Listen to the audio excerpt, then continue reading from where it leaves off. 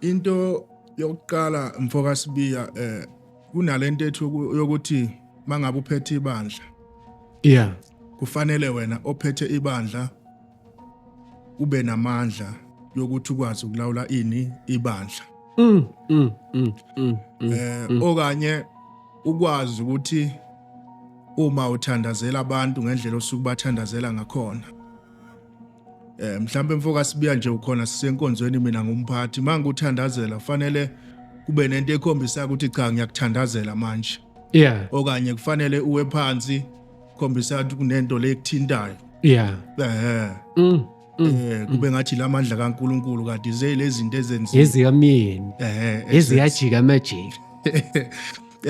Seyilezo zinto enjalo ke esiye sithola esiye sidibane nazo. Manje kwesinye isikhathi ke siyasingakunaki emini mangabe bakhuluma kodwa siyazi ukuthi ngethunzi siyadibana. Amapostoli athini? Amapostoli. Nawa nocwasa impela. Athini amapostoli? Athi singamadimoni. Thina esiphatha ilokhuzane esiphatha imithi ngalendlela. No, mfethu. Ngokwami ngiyaye ngithathe engakunaki lokho.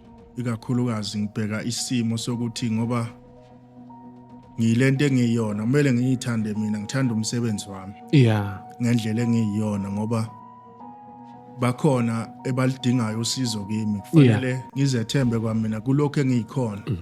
Uma nami sengizenyeza ngawo lo msebenzi lona kunzima ukuthi kusuka umuntu laphana ezofuna usizo kimi esibona nesimo sami ukuthi cha kwanami anginakho ukuzethemba ngaleyo nto leyo. Okubike yikho ukuthi ngoba phela emehlweni yabantu kukhona ebasikhuluma kabi. Yeah. Mangabe kushona ilanga sizonokhelwa yibe emakhosini. Ayiphinde ngathi uzanenye manje uthini mfowethu? Ngithi okubhlungu mfocus biya. Yeah. Emini kanje basikhuluma kabi basicwase noma basikhulume ngendlela basikhuluma ngayo. Kodwa makushona ilanga esigodlweni ibone basinokhelayo. Bazofuna usizo lalokho esikhona kodwa kade besikhuluma kabi mabasena abanye abantu. Amen.